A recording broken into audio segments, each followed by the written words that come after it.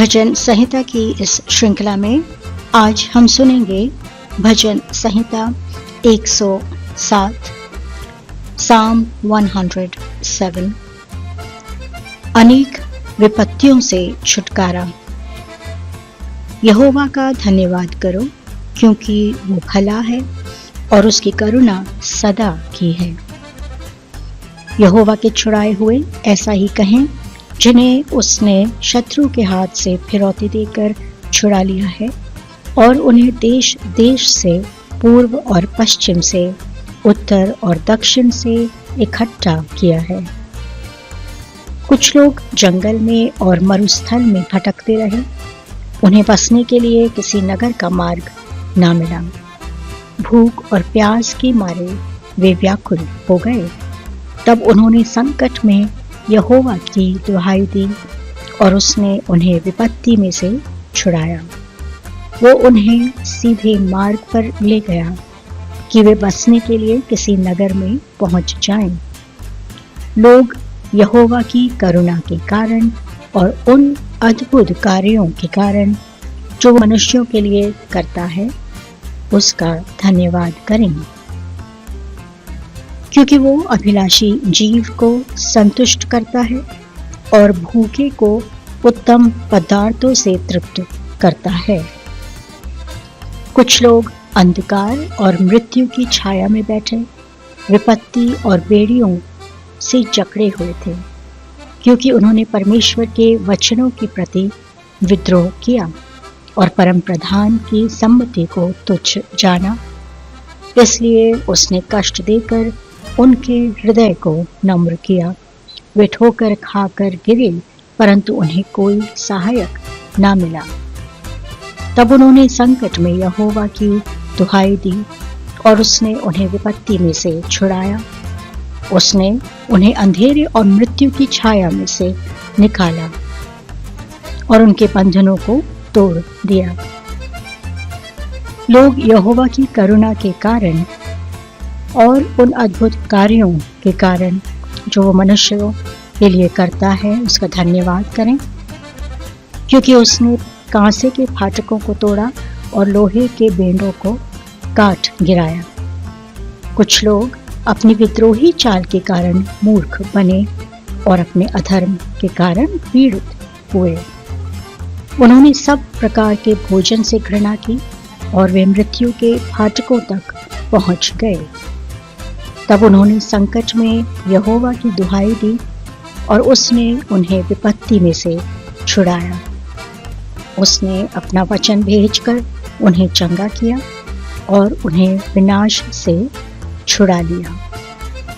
लोग यहोवा की करुणा के कारण और उन अद्भुत कार्यों के कारण जो वे मनुष्यों के लिए करता है उसका धन्यवाद करें। वे धन्यवाद बलि भी चढ़ाएं और जय जयकार करते हुए उसके कामों का वर्णन करें। कुछ लोगों ने जहाज़ों में समुद्र पर यात्रा की और महासमुद्रों के पार व्यापार किया। उन्होंने यहोवा के कार्यों को और गहरे समुद्र में उसके आश्चर्य कर्मों को देखा है। उसने आज्ञा देकर एक प्रचंड आंधी चलाई जिसने समुद्र में लहरें उठा दी। वे आकाश तक चढ़ गए, वे गहराव में उतर गए और क्लेश के कारण उनके जी में जी नहीं रहा। वे चक्कर खाकर पियक्कड़ की भांति लड़खड़ाए और उनकी बुद्धि भ्रष्ट हो गई। तब उन्होंने संकट में यहोवा की दुहाई दी और उसने उन्हें विपत्ति में से छुड़ाया। उसने आंधी को शांत किया जिससे समुद्र की लहरें थम गईं। उनके शांत हो जाने से वे आनंदित हुए। इस प्रकार उसने उन्हें उनके मनचाहे बंदरगाह तक पहुंचा दिया। लोग यहोवा की करुणा के कारण और उन अद्भुत कार्यों के कारण जो वो मनुष्यों के लिए करता है उसका धन्यवाद करें।